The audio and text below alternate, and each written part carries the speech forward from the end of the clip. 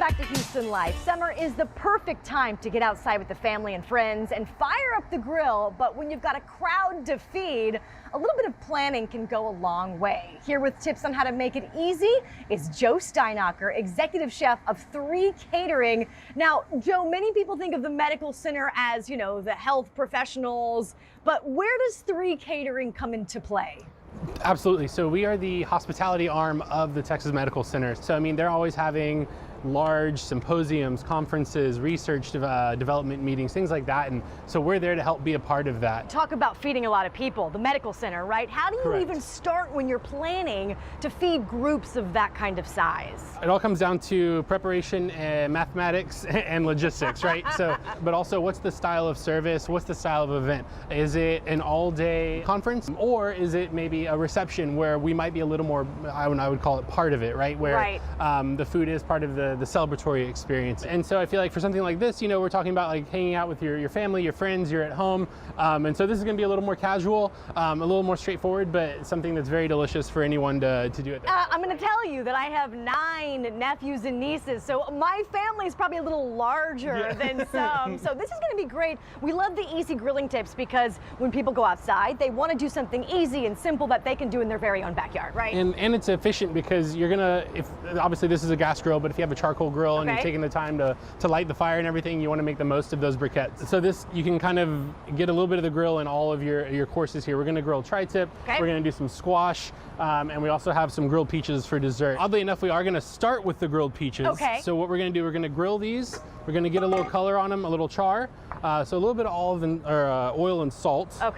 Because the peaches already have such a sweet flavor, Correct, and you're going to draw out more of that sweetness by cooking them on the grill. Just start marking them, and you want to make sure your grill is nice and clean, nice and hot. What temperature do you think average are you cooking at today?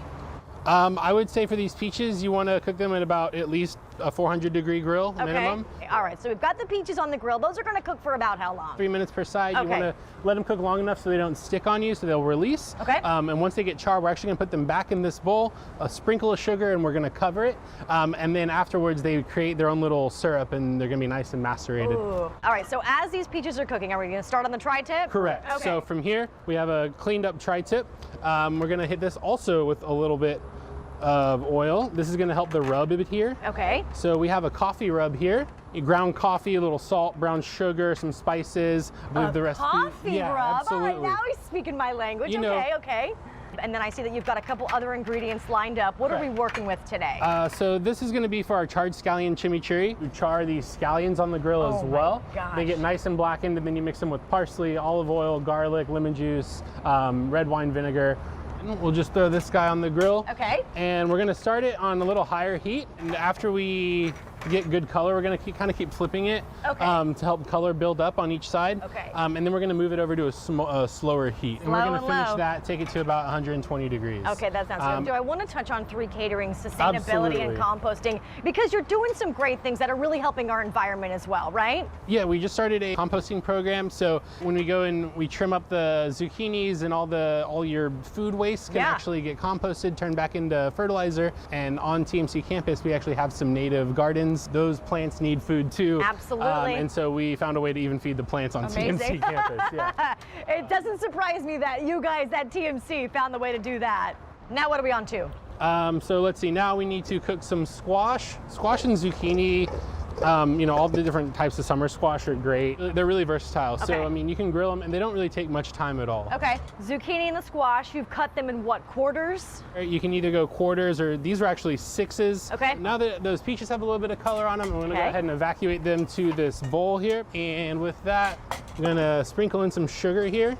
This is 2 peaches. I would say for 2 peaches, you might want to do a couple teaspoons of sugar at the most. And then you just let those sit. And so those will be macerating while everything's cooking, while you're eating. So that they'll be ready to go in time for dessert. What are we working on next? So next we're going to do the chimichurri. So we're going to take our scallions and we're going to mark these on the grill. So, you know, everything basically gets a little oil and salt. Oil really helps heat transfer to the product. What are we looking for on this end? On these, you really want to let them like blacken.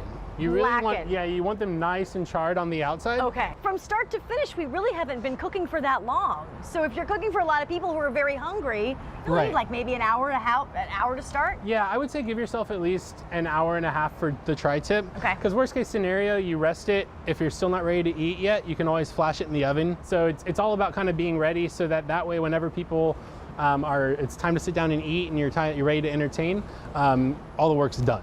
All right, Chef, so we're gonna let this finish cooking, but for TV's sake, we have finished product to show our viewers what it looks like in the end. So oh, look beautiful. Yeah, I mean, once you get good char, and so what I've done is I've actually finished them in a little bit of the chimichurri as well. So like that's a great sauce for meat, but it's also a great sauce for vegetables. And especially say you have some vegetarians in house, Absolutely, right? It becomes a little more substantial. Okay. It really takes on that flavor. And then the star of the show. Correct, we have a finished tri-tip right here. Okay. So this one's been cooked, rested, ready to go. About how many people will this feed? 5 to 6, but you can easily get, I mean, you can cook 3 tri-tips and then boom, you got 18 people, you know? All right, Chef, we cannot forget the most important part, the dessert. Absolutely, it's what everybody remembers, right? Okay. So, coming back to those peaches that we started with, I have some that have already been macerated, they've hung out in their sugars, formed a little syrup. So we have some vanilla ice cream here. Oh, yeah. Some from the restaurant, obviously, you know, I'm not gonna judge you for using Bluebell. It's pretty rustic, we're not trying to get too fancy schmancy here. However, you do want to get some of this syrup. That's kind of what it's like a brings glaze of at this together. point, Exactly, right? yeah. This is just some almonds that I've melted a cup of butter, let it brown, added the almonds, and then since your butter's already warm from browning, they'll toast the almonds as everything cools together. Cool. So just a little brown butter almonds to finish. Thank you so much for completely preparing my family's next meal. And from pea tortellini to carne asada tacos, you'll find favorites all year long with a new recipe coming in August from Chef Joe. And I know it's going to be amazing. We can't wait for it. For more info, visit 3catering.com. Peace and life. We'll be right back. Let's eat.